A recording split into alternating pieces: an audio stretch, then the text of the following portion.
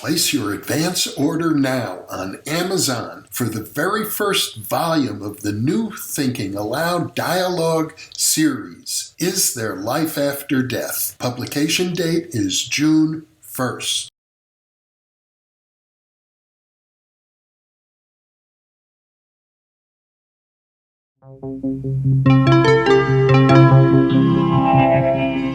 Thinking Aloud. Conversations on the leading edge of knowledge and discovery with psychologist Jeffrey Mishlove.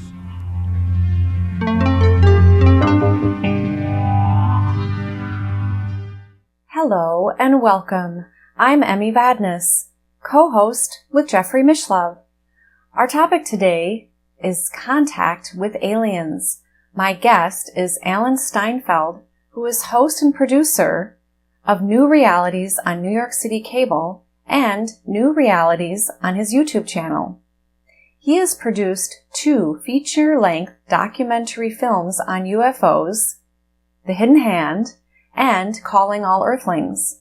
He is a board member of the Friends of the Institute of Noetic Sciences, and he has taught thousands of people remote viewing as shown to him by Russell Targ. He is also a licensed acupuncturist. For the past several years, he has been one of the main MCs at the largest UFO gatherings in the world, Contact in the Desert, near Palm Springs, California.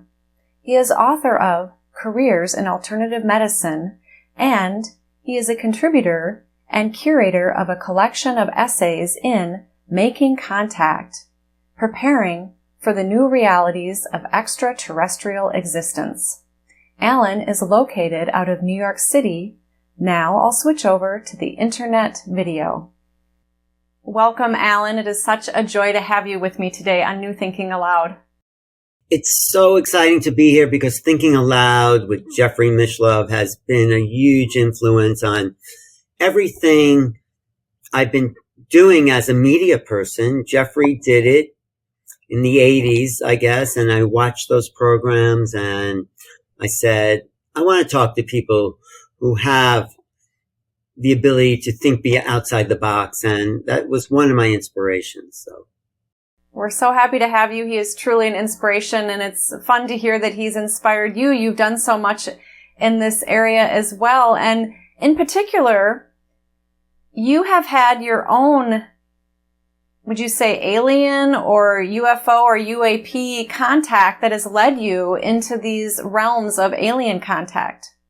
Yeah, but even before the contact I had, I'll talk about what that was. I was always obsessed with space, with the stars, with something beyond this world. And, I never felt like I really fit into my family. Very nice people for the most part. Very nice people.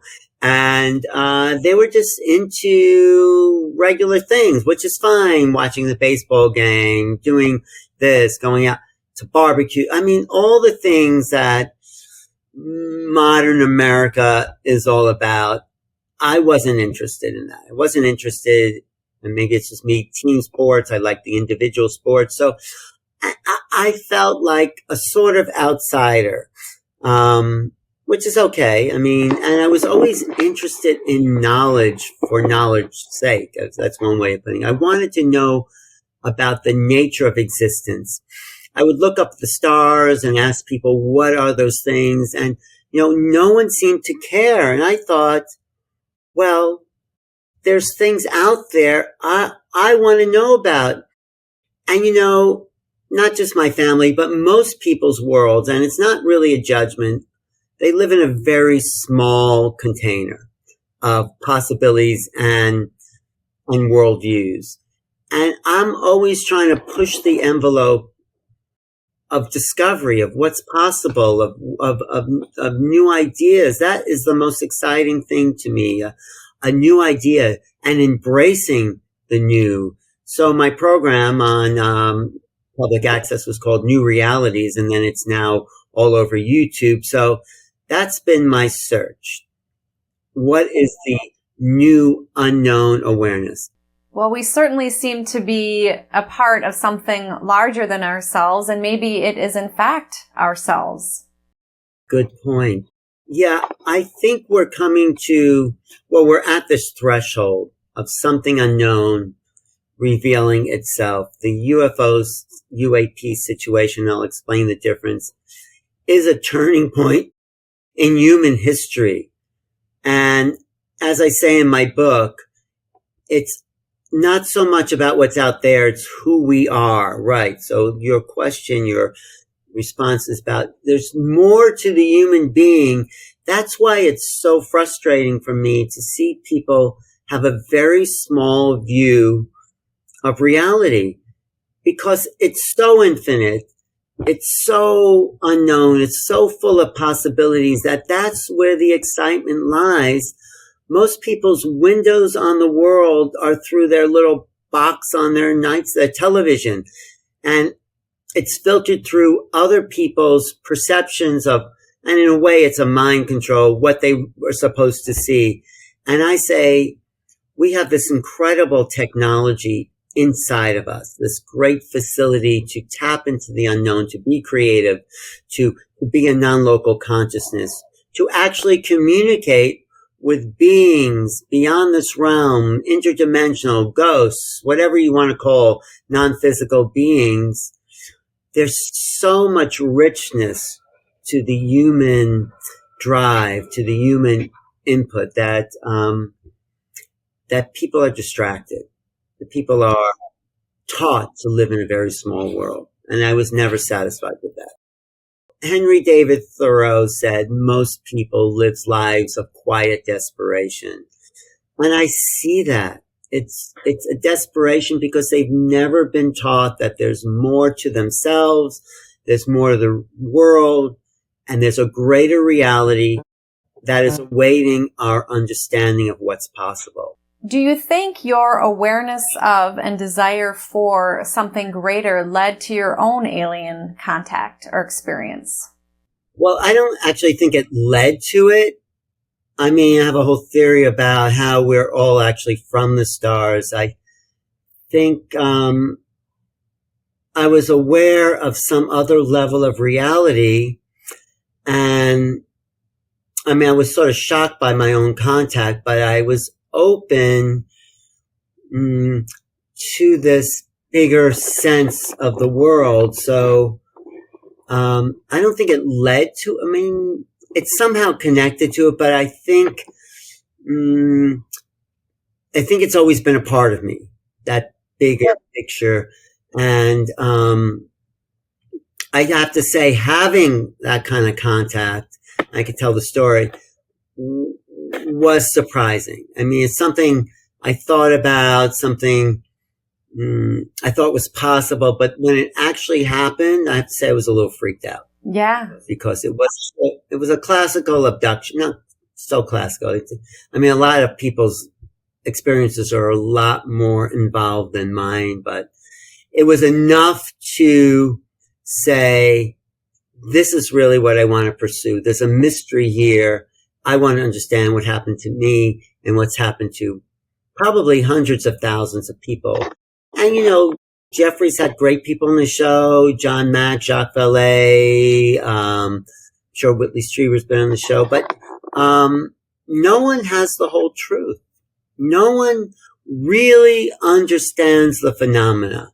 I'm not saying I do, but I wrote my book from multiple perspectives, asking different experts in the field to contribute, like Linda Moulton-Howe, Whitley Strieber, and unpublished essay by John Mack, all giving a different perspective, because we need other ways of understanding the phenomena that transcends the logical, linear worldviews that basically most of us are locked into or trained to develop.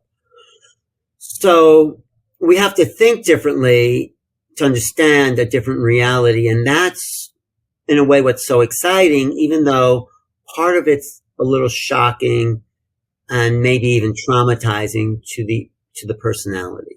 Mm-hmm. We would love to hear your story. Mine is very sort of, I wouldn't say mundane, but I was just driving cross country with a girlfriend from the West Coast to the East Coast. We were driving for a long time, maybe 12 hours. You know, these long cross-country trips on Route 80 that go from the Golden Gate Bridge to the George Washington Bridge. Is just pretty much a straight road. So we're driving. We got to western Nebraska. We pulled off the road because we were tired, and we just went to sleep. We just sort of passed out. And in the morning, I felt something weird had happened. It felt creepy in that place. It felt like there was a strange sense of reality. And one more thing, we woke up in the same position, me and my girlfriend both, and we remember it to this day. It was 30 years ago. We woke up in the same position we fell asleep in, as if there was I say it in my book, a time mold was made of one frame, and we were taken out, and there was other sense of reality happening. We were brought back into the same frame that we were taken out of, even though all this time had elapsed. So it wasn't quite missing time. It was a sense of no missing time, yet something had happened. So, maybe if we looked at a clock, but we were sleeping and all that. But so it was a strange sense of reality that happened, but that wasn't the odd thing. The hard thing was when I got back to New York, someone noticed this mark on the back of my leg, this 4-pronged puncture mark. And I didn't know what that was, although I thought of that moment, that night that we had slept in western Nebraska. So it was 3 days or 4 days later. And I thought back that something may have happened there, but I said, nah. But coincidentally, I started to meet a lot of people involved with Bud Hopkins and Truder Foundation. And I asked one of them, what do you think this is? And she says, oh, that's an abduction mark. And it just kind of freaked me out because I didn't really remember an abduction. I just remembered that weird sense of a time shift, but it got me, it does two things when you find out have these experiences. It generated a little aversion, obsession response. I think that's one response to trauma is I'm freaked out and I want to know everything about this. So those things, and that's typical of trauma. So there is a trauma, and that's part of what I think full-on contact has yet to be made because of the trauma to the personality that people go through. So what have you discovered since that time about that experience? Well, it's as Grant Cameron says in my book, it pulled me down the rabbit hole. I was interested in this stuff, and like we said earlier, I was open to it, but it happened, and then it's like, I want to know everything I can possibly know about the UFO, UAP, ETH, extraterrestrial hypothesis phenomena, because it's a real mystery. It is probably the most challenging intellectual mystery. It's sort of intellectual, but there's something about it. And there's the smartest people I know involved in this research because it really doesn't have an answer. Problems can be solved and the solutions, but all the pieces have yet to be put in place. So it was a challenge and a pursuit and an obsession. And I went to all the conferences, got hundreds of books on the topic, met the people, which is why I was able to put together this collection of essays because, you go to enough conferences, you go to lunch, you hang out, you become friends, and then you call them up and say, hey, I'm putting together this book. You want to write an essay? And everyone was very helpful. And so what have I learned? I learned that the more we pursue the mystery, it's not new, the more that the mystery exists. So, and there's something bigger about the human being. This is really and maybe that's the reason these ships and beings come in and out of this level of reality, to show us, to hint to us that there's something more to who we are, because it does stimulate that level of awareness. It activates. So what's really going on here? And I think that's one of the reasons the government doesn't want to come forward, because they don't have an answer for what's going on here. They don't know. They're only interested in weapons and, technologies, but there's something about consciousness and maybe non-local consciousness, which we can get into on the next program, that is so key to the phenomena. This is my sense of it. Do you want to share a little bit about your awareness of the non-local consciousness and why it's so key?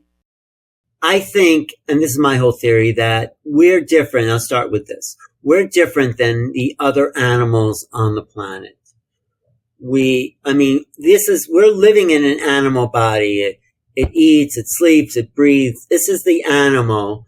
But the mind, the level of awareness is not what animals are like. Yes, dogs are loving, cats connect with, but they don't build houses and decorate it and make art and wear clothes. And there's something fundamentally different. And I don't think it's just about the evolution of culture and society. I think we come in, this is my radical theory, we are the extraterrestrial. We are not from this planet. We are from someplace else.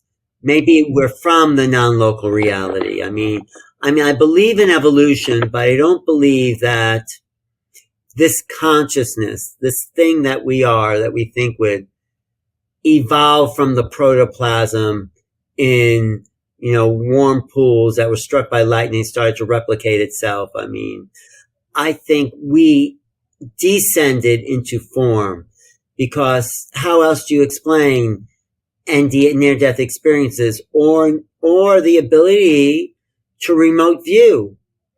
There's something about consciousness that we are that is not confined to the body. This is more your brains, which is the hardware, is more like a radio receiver. If you open up the radio, you're not going to find the musicians inside there. This consciousness is I think this brain that it contains a consciousness, which maybe is surrounded by the consciousness, is the most incredible piece of biotech we can ever develop. It is picking up the signal on a soul level of who we really are. And I think this is one of the ways we can start to make contact with these other beings, is realizing our equipment, our facility is on par with these other beings. They may be smarter, they may have greater technology, but the essence of the soul, which is who we are basically, is as great as any of the beings we may encounter out there. So when we know we're on equal footing with these other beings, there's nothing to fear about them. They're different. Their vibration is different. And so I think if we can prove non-local consciousness, of course it's been proven, then we realize who we really are. But the problem is, and this is something Terence McKenna said, I know Jeffrey had interviewed Terence McKenna, is culture is not your friend. We've been so conditioned and so dumbed down into a very limited world. And people see that all around us, and they've identified with things instead of the bigger picture. They haven't identified with the infinite consciousness that they are. And so I think we really can't meet the extraterrestrials on the level they exist on. Of course, there's more than one, because my feeling is that they know they're infinite, or have this capacity, or at least some of them do. And we live in very small boxes. And so part of what I want to do, and of course Thinking Aloud does that, is to expand our worldview, to show we're so much more than our conditioning, our politics, our media, our religion, our education. All those things have put us in boxes. And when we start to realize that we're infinite, we'll be able to meet the others, as I call them, on an even playing field. There are the others, and at the same time, you say that we also are not of this planet. So where do you feel we've come from? There's an explicit order, as David Bohm said, which is the the world we see, and there's an implicate order which connects all of creation, and the visible and the non-visible, the seen and the unseen. So we are from the infinite source of consciousness. We are a fractal of that infinite creation. And that's what is so desperately missing among a lot of people on Earth. The fact that they are separate from the infinite source of their being, so where do we come from? We came from, like that movie says, that new movie that won the Academy Awards, Everything, Everywhere, All at Once. We're from there. We're from the infinite source of being. And yes, we take on human forms. We take on incarnational lives here. My feeling on other planets, other star systems, other dimensions, other time frames. That's the remarkable aspect of this non-local infinite consciousness, is it becomes localized, or the illusion of localization, in order to play out experiences that the soul records as wisdom. So we're really incarnated into form from the infinite consciousness to extend the experience of the source. We are in these forms to extend the possibility of creation, the infinite expanded nature of existence. That's the answers where we're from, but it answers for me who we are from everywhere all at once. Yeah. Well, it definitely expands our awareness to possibilities. The reason, if we're from everywhere, if we're from the source, the reason I feel, this is my explanation and understanding, we come into form to learn about how infinite we can be. Most people get trapped in emotionality, but the reason we're at such a threshold of expansion, with more UFOs appearing in our sky, more personal ET contact, is that we're waking up to the fact that there's greater experiences to be had. There's more possibilities to be created, and that life can really be something joyful. And it's too bad most people don't see that. They see only the limited parts, but we come into these forms to have experience, and the experience evolves our soul. So the more experiences, the more varied experience, the more evolution to consciousness in general, and the more, I think, uplifting humanity can take as a whole. So yes, let's evolve out of the limited dogmatic experiences that keep us trapped in the singularities of emotionality, and start to explore the creative potential, which my teacher has said helps us make known the unknown, the real reason for incarnation. It's to have a job and family and all those things, but the real reason, I feel, this is my belief, is to make known the unknown, to increase the potential of creative experience. And when you are the creative essence, when you tap into that creativity, you not only have new experiences, but you're able to share that with other people to give them new experiences. That's why I feel the real essence of creativity, and one of the reasons for this incarnational world. So we're at a threshold where these beings are stimulating new neural nets of perception, so we can evolve our creative potential to the next level of joy, of invention, of freedom. At least that's the ideal. Whether or not that plays out, that's my optimistic perspective on what we're really here about, who for. Yeah. And we've also been so oppressed. We've been so dumbed down. We've been so enslaved, in a sense, to tyrants and systems and philosophies and religions, that we haven't really tapped into this, not only this non-local consciousness, but the creative flow of the infinite through us that is here to give us this greater potential. So just achieving that level of society where everyone becomes the creator of their reality, of their art form, of their interactions with existence. That's the level playing field. That's where we were supposed to, or that's where the level ground is that we start to evolve towards the true purpose of incarnation. I mean, it's all the true purpose because it happened. It is what it is. But the higher essence is to live in what some people call fifth dimensional reality, where we're all telepathic. We're all living in joy. Joy is our basic, aspect of being.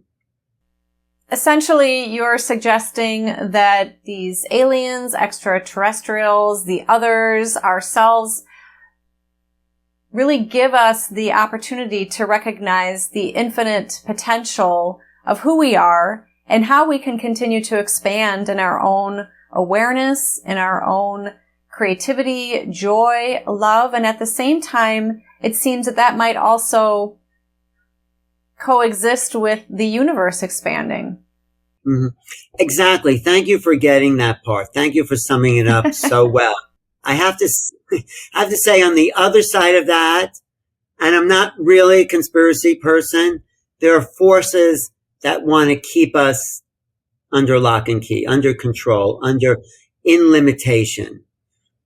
I think though at this moment in history, there's a phase shift or a freeing of the constrictions, the movement out of the matrix, whatever you want to call that. So, we're at this time where the potential, and we see this in creative technologies, ChatGPT and other forms, people talk about AI, but it's humans creating this new aspect of being that are tools. They're not here. I'm not an AI like saying, it's awful. I say these are tools, like Marshall McLuhan said, to expand our senses. They're not here to entrap us. But if we can use technology to make life easier and more joyful, then that's what it's here for. Of course, it can be obsessive. We get stuck looking at our cell phone for hours and we don't even remember what we looked at, right? So that's the downside. And that's been true of technology ever since, what the first technology was? It was fire. We could warm ourselves, cook our food, or we can burn our house down, So there's always a double-edged sword to technology. And so we have to be the ones that we are rulers of the technology. We don't let it control us. We control that. So it's that awareness. Technology is a reflection of us. Yes, on our negative and positive sides. But getting back to what you just said, yes, I think there's these forces that are lessening, that have been in control of the limited mind, and what these ETs now, and of course there's hundreds of different types of ETs, they're waiting for us to grow up. Because the most popular pastime for humanity has been tribal warfare. Tribal warfare has been the ongoing pursuit. Doesn't matter what country, what race, what religion, it's all been about war. And we're still seeing that. It's not like we're beyond that. It's like, so I think these beings are waiting for us to grow up, to mature, to own the divinity, so we don't worship them as God, so we realize who we are, that we realize we're equal to these others, and that life is joyful. It can be. It can be full of possibilities, miracles, surprises. People fear the unknown. You know why? Because they're projecting what they know onto the unknown. unknown is full of infinite potential. Everything we have yet to think is in the pursuit of the unknown. So that's really, I feel, the incarnational mission here is pushing the envelope of the known, accessing the unknown, creating more possibilities, expanding into infinite consciousness. So the ETs represent one aspect that we've pushed away. Governments have buried it. They've lied about it. They've conspired about that. They've probably killed people because they didn't want the secret out. But what's the big secret? The big secret is that we have relatives out there that hold the keys to, well, doing away with corporate control. Imagine if there's free energy. We don't need fossil fuels if they ever were fossil fuels. We imagine having a little box in your house, because I say this because obviously whatever's out there is not filling up their gas tank to get here. So there's a source of energy that threatens the corporate control of energy. Most people are working for energy. They're enslaved. They have a job so they can have enough heat for their house or water or grow their food. So imagine the freedom that we can get if we get a technology that is just a little box in your house. All your energy needs are right there. Yeah. So would that change the world, Emmy? Well, of course. I mean, more than extraterrestrials, that would change our nature of reality. That's what I think. Yeah, absolutely. Yeah, well said. People are, like you said, conditioned to have various beliefs about themselves, a group of people who they identify with. They are, for better or worse, sometimes taught stories about certain religious or spiritual beliefs. And various people are at different levels of awareness around the planet. And so then people can easily consider various groups of people to be, quote, the other, and continue to say this group is good or this group is bad. Exactly. People identify with their beliefs. You can't even insult someone's baseball team. People are so identified with their false beliefs or their mother or whatever. People are identified with these limited forms and they forget the unlimited nature of our existence. And so we're at this turning point, like I said before, in the history of who we are as human beings, where infinite possibilities exist. And when we open our minds to the non-local potential, I think we will start to make more contact. I think they're waiting for us to lift our vibration, because these beings, this is my interpretation of who these beings are, they are vibrating at a different rate, right? We're at this animal body form, and our consciousness is also a vibration. It has infinite potential, but it's set to a very limited vibration based on our cultural upbringing. When we meet these other beings that are vibrating at a higher frequency, it's like trying to get Wi-Fi on an AM radio. We can't connect with it. So we have the potential to connect, we just turn up the dial, but we're so stuck in our belief, our identities, the things we think we are, our history, our name, our political point of view, that the potential to meet these other beings at their level of frequency is being jammed by the belief systems that have locked us into a limited frequency. I also think there's a phase interaction. I think this is my theory I've come up with, that beings from other star systems, their whatever brains they have, vibrate at a frequency that their star kind of sets. Every star has its own, it's been proven, every star has its own vibrational frequency, and there are billions of stars out there. But when you're a being from a particular star system, your consciousness is sort of formatted, let's say, by the star that your planet has evolved under. So that is a kind of frequency set, and we're coming from a different star system. That's why we can communicate with animals, because we're all living on the same planet, on the same stars, even though they're totally different levels of consciousness, but there is that animal communication. But when you meet a being from another star system, we have to transcend the ways of seeing that we've been taught and start to adjust the frequency of consciousness to who and what they are. I mean, they may lower their frequency, but we also have to raise our frequency.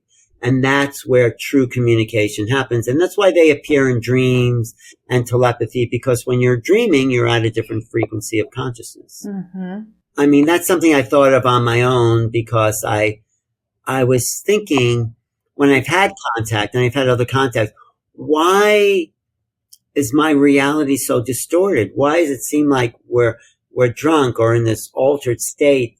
It's because the altered state is generated by the presence of these beings.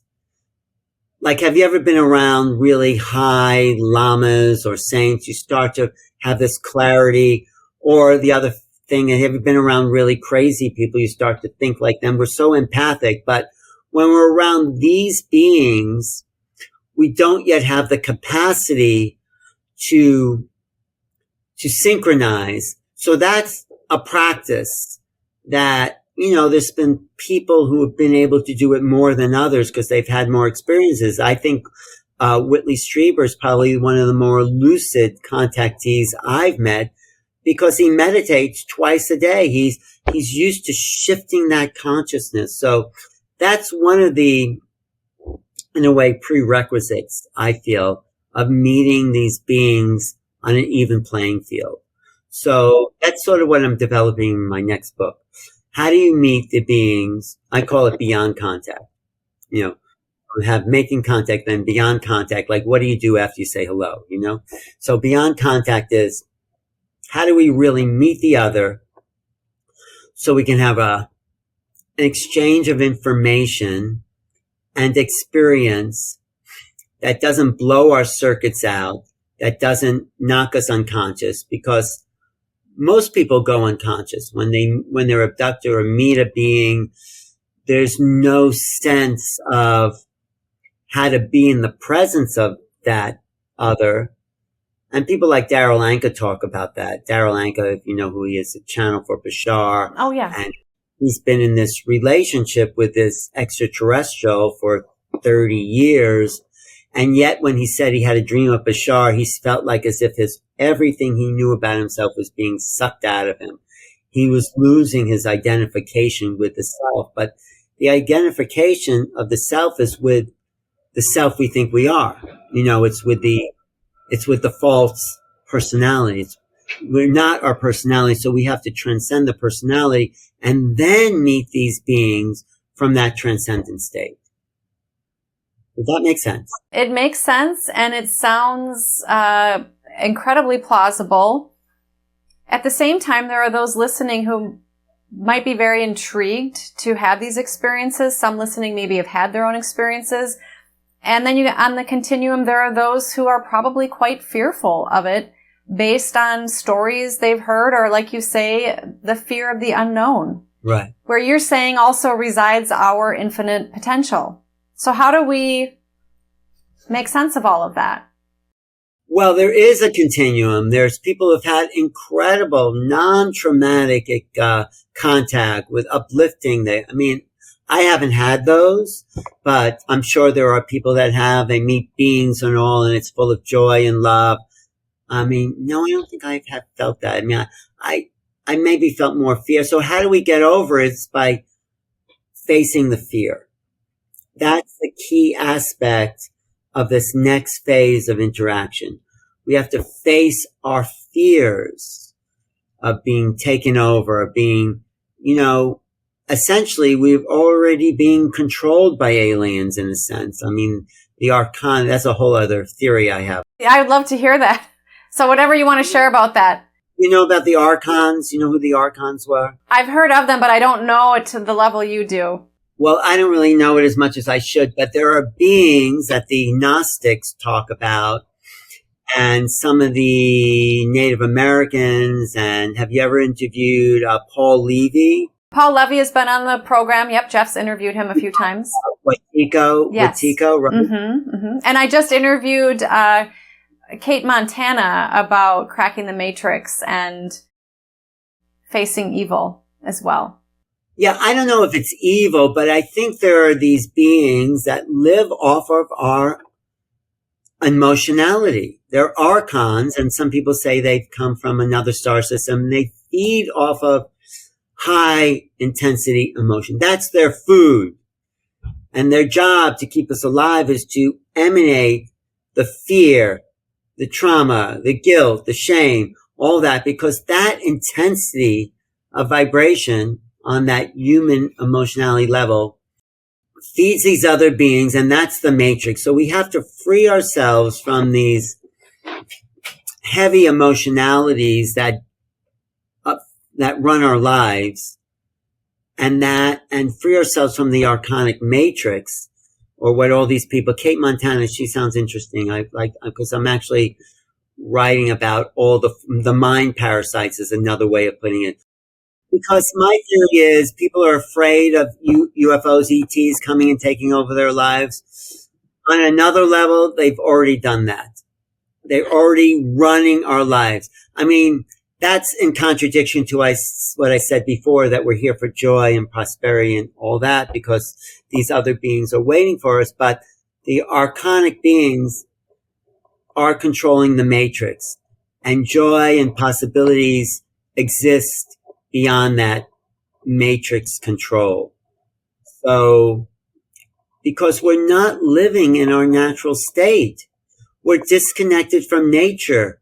We're disconnected. And nature, why do you think people are so, I say this sometimes, so obsessed with they're obsessed with two things if they're living in the city: sex and little dogs.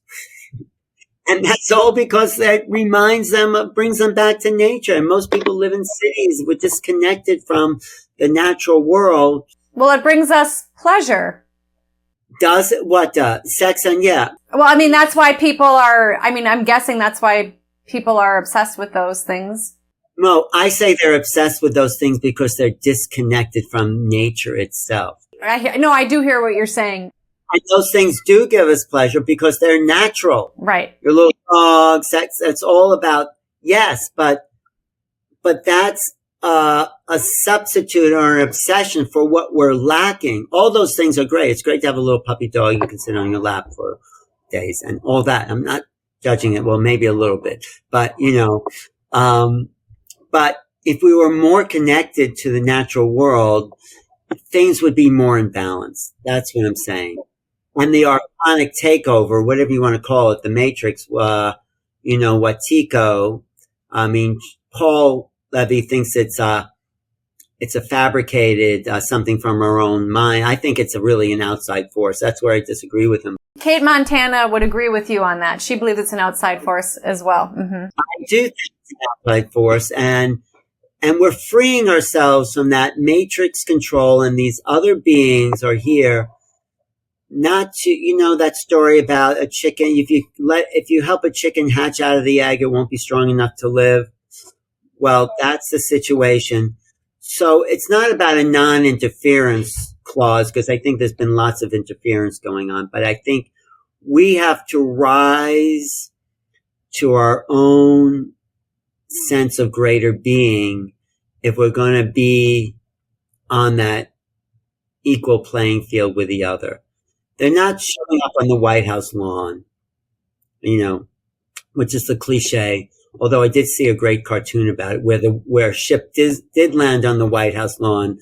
The president comes out, or whoever comes out, and the ET say to him, "Well, we'll come back another time. I see this is not a good time to make contact, so we'll be back when it's more." But anyway. So they're not showing up to help us out of our mess, because basically we've created the mess we're in. We've polluted the planet. We're I think the earth will go on, but we're really ruining the paradise that we've been given, which is fantastic. I mean, good planets are hard to find, and this is one of the best. It is. So yeah, there's this matrix of archonic takeover, but it's like gravity. It's like stress creates strong bones. So we're pushing against that, finding our freedom, waking up to the higher consciousness, living in peace and joy, meeting the others. This is not a fantasy. This is something that the world is at threshold of embracing, I feel. Maybe it'll be next year or 100 years or whatever. But we're at the place, ideally, where we're about to shift the nature of reality as we know it. And why do you say that, Alan? Well, because more people are tuning into remote viewing, non-local reality. More people are waking up to spirituality. They're getting rid of their religious dogma. There's more of a unity consciousness. The internet has pulled us together in a good way. That's a good use of technology. There are no borders anymore. The last 3 years, you couldn't stop a virus at a border and ask for its papers. We are one planet, one humanity, not trying to all be the same. I think ethnicity, cultures are great. We're not here to be a uniform monoculture. Cultures, the variation of human experience is so valuable for all of us, just traveling to different countries and expansion of mind. So we're here to keep our differences and come together as a planetary civilization.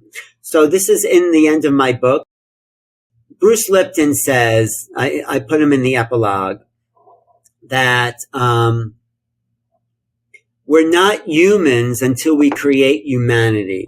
We're like all cells in the body of humanity. And if we start to work together in coherence, in coherent fashion, where we all realize we all are so unique and have our own unique vision and function here, and we all recognize each other as equal parts of this bigger organism, and we all function because of our own uniqueness in harmony with other uniquenesses, your talent, my talent. We recognize that, then we build the greater coherent superorganism called humanity. Then we speak with a oneness of consciousness, what Bruce Lipton calls the synergy of awareness.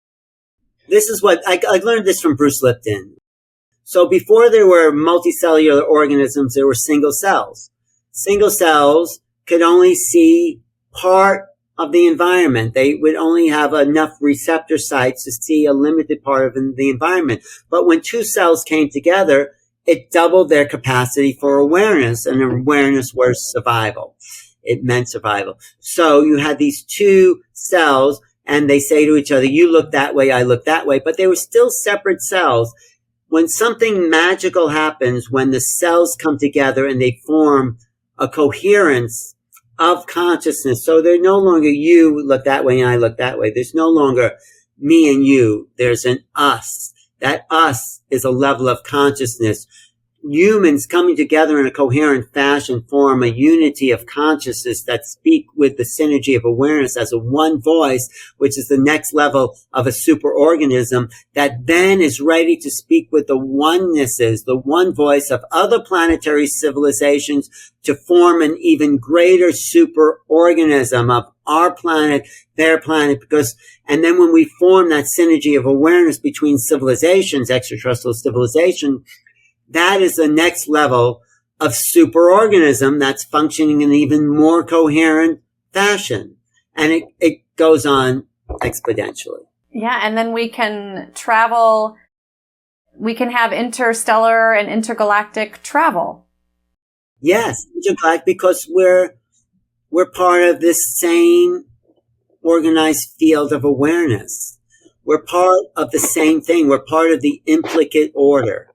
So, as David Bohm would say.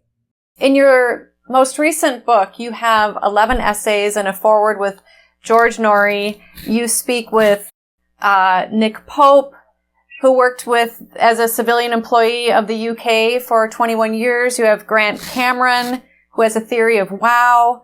J.J. Hurtak and Desiree Hurtak, who talk about beam me up Scotty and teleportation. Linda Moulton Howe and the contact of the implicate order. Johnny Mack about abductions and an essay that hasn't been published before.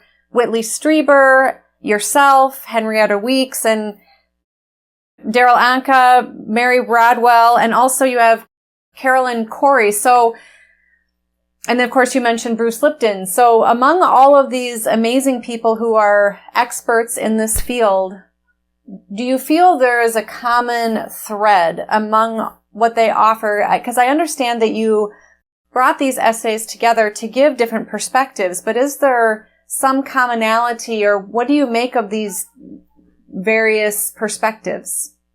First, I want to go over, you laid out the book, really. I mean, that's the book. And I go from the external to the internal. I go from people like Nick Pope, who are just interested in government cover-ups and technology. That's the explicit order. And then we start to go deeper with levels and levels of consciousness. So I go from the investigators, which just the facts, to researchers that are looking at the interface, John Mack, Linda Moulton Howe, between the phenomena, we can just call it the phenomena, and human consciousness.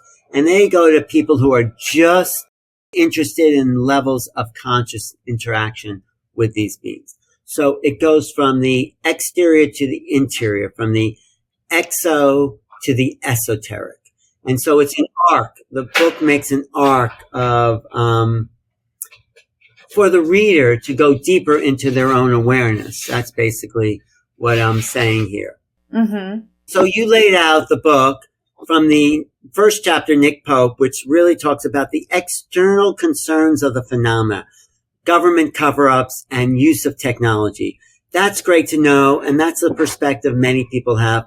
But then I start to go deeper into what's the interface between UFOs and the individual. And Grant Cameron in the second chapter says, if you've seen a UFO, you are part of the phenomena. There are no innocent bystanders. It's like, so this phenomena now is increasing, and millions of people, hundreds of millions of people around the world are seeing things, and that's seeing things because something in their awareness is being stimulated to a greater level of consciousness. And then we go deeper into the book. What's this interface between consciousness and the phenomena? How is that changing people? And John Mack is a great example of someone, even though he wrote that essay 20 years ago, and I was able to get it from the archives, he says things are applicable right now in understanding the phenomena. He's saying we need other ways of knowing that are nonlinear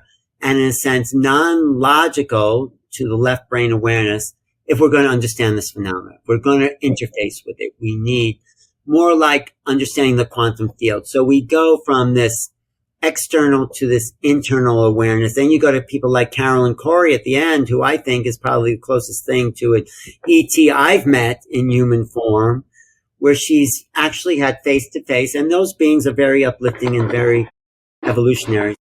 The thread, I would say, out of 10 out of the 11 essays, people talk about telepathy. That is a given fact. And the thread is that there's an evolutionary impulse about this interaction with the phenomena. It is here to make us greater than who we've been. It's here to free the human mind to consider something beyond its limited matrix world. And that's a bigger matrix, but it's some freedom somehow, even though it's traumatizing to the personality, and it has been for many people. There's a stimulation of higher thought that we need to move out of the mess we've created for ourselves. So the through line is that the potential for a greater world is at our doorstep. And will we become those beings? It's up to us. And we're at this major turning point, and I'm very positive about the future. I think we will free ourselves from the matrix. We will develop the awareness that we already are non-local, that these are just receivers of thought, like sending and receiving. We will become part of the greater humanity, if we want to call it humanity, the greater system of conscious beings. We will wake up to the infinite nature of our own divinity. That's what I get from this book. That's beautiful. Do you feel that it's necessary to have contact with these others in order for us to reach that divinity? No, that's a really good question. Of course, there's been people waking up all the time, but we are in such a critical state that we need, I think, an outside stimulus to wake us up, to start. I mean, it's up to people to wake up or not. They can go into fear, or they can say, maybe there's something here that is more than my limited mind has been showing me. Maybe I'll step into the unknown and embrace possibility. So we don't need that, but we are, I think, a bigger picture on another level, that the something shifting in our 3D reality in general. This is just my feeling. And we're at a point where we need to realize who we are, because the 3D as we've known it is sort of folding in on itself. That's just my feeling. So we're at this point in history, which is probably one of the most exciting points that has existed, where we can actually think beyond our limitations. And I think this stimuli, this outside stimuli, is part of the factors that are here, because it's not working. Like I said, we have destroying our planet. We're wiping out species. We're polluting our atmosphere. We're poisoning our water. We're being suffocated by plastic. We're, living off of technology. You realize fossil fuel is based on Newtonian physics, which is 400 years old. Newtonian physics is you put an energy out that way, it propels it this way. There has to be other propulsion systems that these ships are obviously using that's not based on Newtonian physics. Yes, there's quantum physics, but we don't really know what that is. Richard Feynman says, if you think you understand quantum physics, you probably don't. Because it's an in-between factor. It's not really in place. Yes, there's non-locality, there's entanglement, but what's the application of that? This is what we can learn from these other beings that are obviously using other propulsion systems that seem very much quantum in nature. So there's a lot to learn, and we don't need them to wake up, but maybe at this point, as I like to say, the shift is hitting the fan. We can use all the help we can get. Exactly. And we are, we're coming down to the wire. I mean, it's a desperate situation in some ways. Yeah. So yes, we don't need them, but we haven't been able to do it all on our own. Some people have. There's been Buddhas and Jesuses and other avatars, but for the most part, people are really attached to their baseball team. Their identity. What would you suggest to someone who would like to have contact with these beings? Thank you. Well, first be open to the possibility that something exists, and start to get out of your own way. I think meditation is great. I think going in, because what I discovered as a hyperactive child is that when you close your eyes, there's this infinite nature inside of us that's equal to the infinite world outside of us. So going in is part of going out. So I suggest that we start to familiarize ourselves with the potential of consciousness. I've interviewed Deepak Chopra a lot of times, and he says, oh, it's all consciousness, ETs, and I say, no, Deepak, what is the application of consciousness? What is the application of the non-local mind that we have? So it's not just that we're all consciousness. That's spirituality 101, and that's great. How do we use consciousness to create the realities that we want to create and start to venture into the unknown? That is the threshold we're at. And that's where creativity comes in, because creativity is the downloading of this open system that we're in. Another thing about Newtonian science is that it says systems wind down in a closed system. We live in a closed system, and it goes from complexity to simplicity. But we are in an open system, which goes from simplicity to greater complexity. And we're living in greater complexity because we're being fed by the infinite source of the unknown, or whatever you want to call it, because we're not limited, and we're not living in a closed universe. We're living in a universe, the flow, the Tao, that's ongoing forever. And we're actually a part of that. We're not separate from that. Throughout humanity, there have been various practices that sometimes are referred to as spiritual or religious practices. Where do you feel the interface is with angels, gods, God, other beings, guardian angels, spirit beings? Even when we lose a loved one physically, where do you feel that interface is between that and what we're talking about here today with this phenomena? Thank you. That's a really good question. And I think this 3D world is the simplest of all. And there's many, many levels of consciousness. And like I said before, frequencies.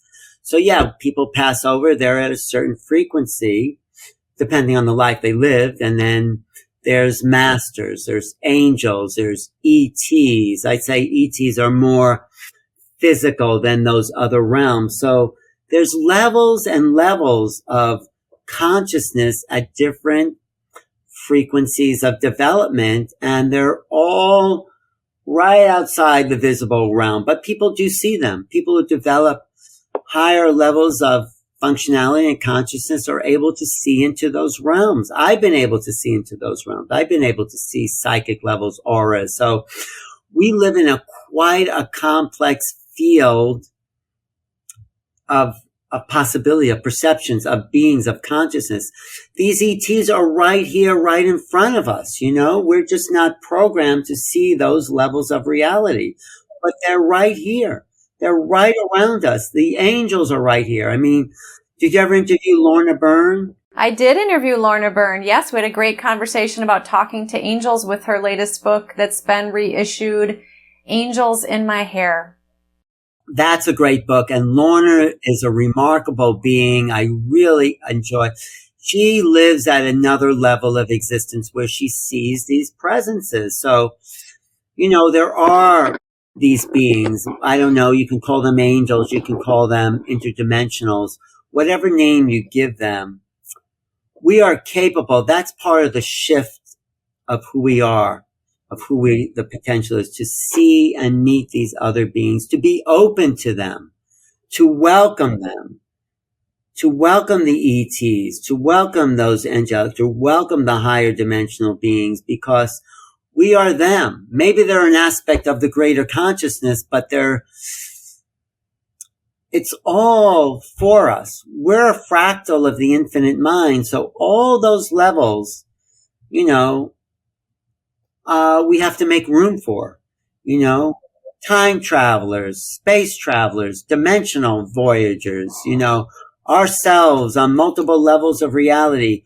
We have to get out of the simplistic view we have of ourselves and welcome the aspects of this great mind that we have yet to really apply to this multidimensional existence that we are really a part of. What's deja vu except, you're feeling as if, wow, I've experienced this before. Well, maybe you have in a parallel timeline or in dream state. It's like we've been taught so much to doubt our own mind. Psychology, of course, has done us a great service, but it's done us a great disservice in distrusting our consciousness. So if you're hearing a voice, or if it's what the Aborigines taught me, when you're falling asleep, you start to see visions of things, and it's not just your own psychology that's creating it. You're in the dream time, which is their religion. They don't have a religion, the Aborigines. It's dream time. It's in this non-local awareness about the flow of forever that's coming into their consciousness flow. That's their religion. I put it in those terms. But so infinite consciousness is our destiny. And when we start to hear things, or people start to channel, or they start to have vision, don't trust who you are. Most people are not crazy. There are crazy people out there who hear voices, but if you can tell the difference between someone who's really sincere and someone who's, really hearing crazy voices, and maybe those people are just hearing another level of dark realities. I don't know, but there's so much more is possible. That's really my message here. Of course, ETs are a big part of that, whatever they are, whatever planet, but who we are is the other half of that potential that exists for the greater humanity that I think is coming to this planet. The Aquarian Age, as some have called it. The Golden Age, the Divine Time, the Satya Yuga, or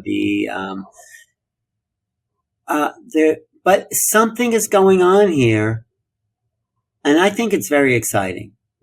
Since you have spoken with and are friends with many of the world experts, including yourself, on this topic, what do you say about those who think that the governments are covering up more information that they really do have on this topic?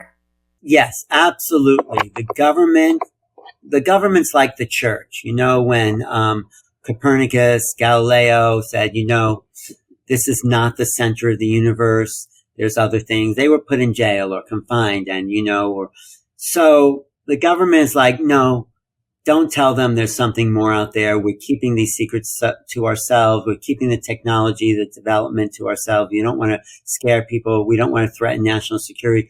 Those are all lies to keep the power and the focus on them. So yes, the government absolutely is covering up whatever they know, which might not be as much as we think they know.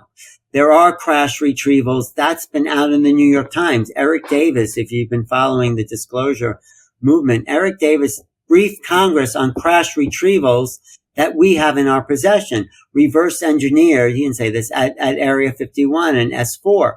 So yes, they're covering up because, first of all, we don't understand that technology. We don't know how to explain it to the people. We don't know how to say we have $1 billion defense budget, but we can't protect ourselves against these UAPs.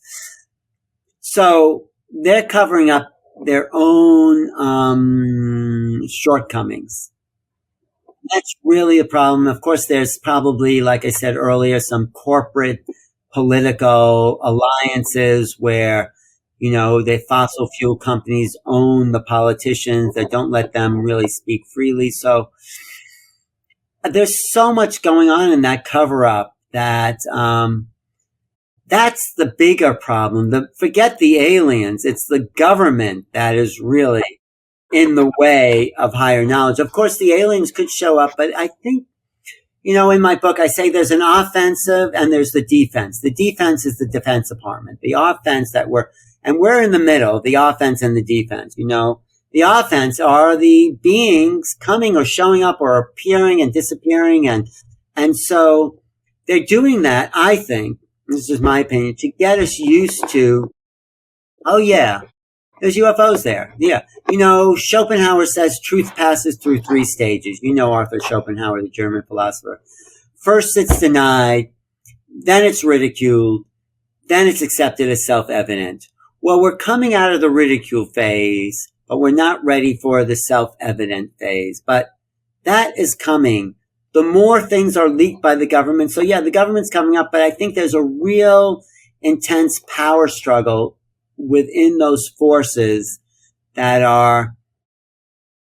that are struggling to keep, Luis Elizondo is one of those people stuck in the middle. Who else? Chris Mellon, Hal Puthoff. These are people as close to the inside as has been visible. There's the invisible college that no one knows who's making those decisions. And it's still happening. If you look at the last press conference by Kristen Gillibrand, she says, why isn't there more money coming to this department you created for UFO, UAP investigation? And the guy in Congress said, well, we'll check on that. So it's an ongoing battle. It is a battle to get truth. And I think, like the church, the government is the official recognizers of reality. So when the government says, guess what? We have company, then it'll be real for a lot of people. Or the New York Times says, we are not alone in the universe, is what Linda Moulton Howe is always pushing for. And so when that headline comes out, that is the clutch going down, and we're, shifting into fourth gear. Maybe the clutch is down and we haven't shifted yet, but we are shifting. And so these struggles with really intelligent people looking at the most complex problem to ever face human civilization. That's why. In macrobiotics and in Zen, they say the bigger the front, the bigger the back. The more you have to hide, the more there is hidden. So what's about to be uncovered is a huge fountain of knowledge, of technologies, of awakening, of human civilization coming to the level, and I've said this before a couple of times in the interview, that we were supposed to be at when we decided to incarnate here. Mm-hmm. Or the potential of where we could be. Do you think the government is more tipping in wanting to collect the technology and get more information rather than, quote, trying to protect us? Well, I think the government definitely has their own reasons for it, and they always use the excuse for national security. And obviously, there's really has not been a threat. Yes, there's been UFOs, UAPs flying close to craft, but it doesn't seem like they have really threatened our national security. So, and Luis Elizondo, he's a whistleblower, government insider. He's as close to the disclosure that some people say he's creating a false narrative. I don't think so. Maybe on some level, but he was on 60 Minutes, right? And Bill Whitaker, one of the interviewers, said to him, so are UFOs real? Meaning off-world being. And he says, come on, Bill. The government has already admitted that UFOs exist. They've already admitted there are things here that are not from any other country. So that's phase one of disclosure. That's phase one. They have yet to say the A word, the alien word. They don't say that. The closest they've come to saying something is that, oh yeah, these might be ships or craft they're craft from no other country that we know of. They won't say off-world, but they will say there's no country we can think of that would create this craft. This is the big nexus point we're at. So Obama's gotten so close to saying in some interview, well, there are things out there that we don't understand and we can't explain. Or, we're close to it, but it's still like that. We're not going to tell them there's life on other worlds because that would mean we're not the top of the food chain. We're not the smartest guys in the room. And I say, well, yeah, great. Let's see what we can learn from the smartest guys in the room. And they say, so it's a huge fabrication. And there is a breakdown within that system that is freeing us to know more. And one more thing, disclosure is an inside job. I think the real disclosure is coming from the people having experiences, seeing things in the sky. It's a people's movement. Just like women's liberation, black liberation. Those were people, the government never said, oh, we're going to give rights to these people who don't have rights. It's a people's movement. We have to stand up for what we've seen, what we know, what we've experienced, and come out vocally about that. People are still embarrassed because they've been shamed into not sharing their experience. It's a shame foul. I'll be laughed at. And, so and there was actually a campaign by the Air Force to ridicule people and to publicly embarrass them if they have came out with the fact that they've seen UFOs. So I think that's shifting, but there's still a slight giggle factor, which is the programming of limited minds to stop the truth from coming forward because they're embarrassed that they're the only ones. So we have to stop that. We have to grow up. We have to not be afraid what other people think about us. It's so childish. It's like, what's your experience? Share it. Don't be afraid. Come out and tell us and change reality for yourself and others on the planet so we can really become part of a cosmic, galactic civilization, if they'll have us. Yeah, if they'll have us, exactly. Why do you think some people have positive experiences or neutral, and then sometimes people have negative or even traumatic experiences with these beings? I think it has to do with how much, I may have had a negative traumatic experience, but how much fear do we create? And we have to overcome that. Maybe there are negative experiences. It's true. People are taken in the middle of the night. Genetic information is taken from them. Then, like for me, I was given this little hybrid creature to hold.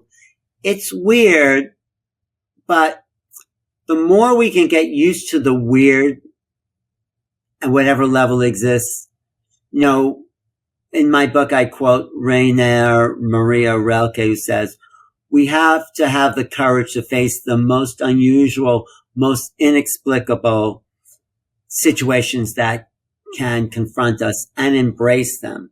Because when we embrace the fear, which is not really threatening us, it's just threatening an old identity of who we are, then we have a chance to evolve. So people are traumatized because they think they are who they are. That's maybe my case. And it's so far out of our view of possibilities that we have to stretch beyond what we know into something else. And sometimes people are met with very compassionate, loving beings. Some people are met by the grays, but whoever you're met with, try to be as lucid and aware and less fearful than you can be. People have gone into their fear. They've come out the other side. I think there's a book called Initiate by someone who was on one of the USS aircraft carriers who had ET experiences. He had a lot of hard times, and then he came out the other side and said, this was for my evolution.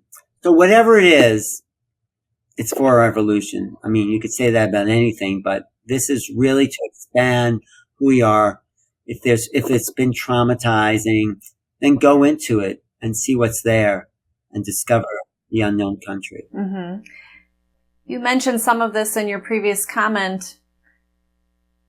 When someone does have contact, what suggestions would you give them and how to handle that situation? That's a great question too. Thank you.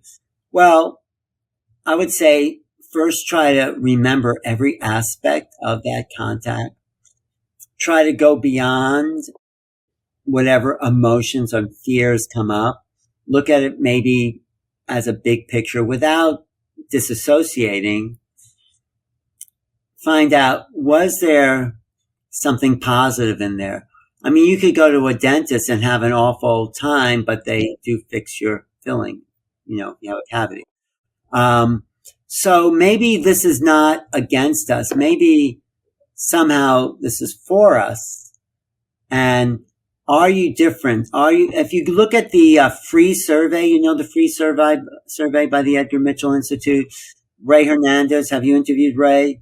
Jeff has. He said, in the beginning, 80% of the people thought their experiences were negative and fearful, but over the years, 95%, something like that number, have said, no, this was a positive, transformational experience in my life. I could say that about me, and I don't even remember all of my contact, but it's put me down a path that I see in a way the only hope for human civilization is if we pursue the unknown and these beings and the intellectual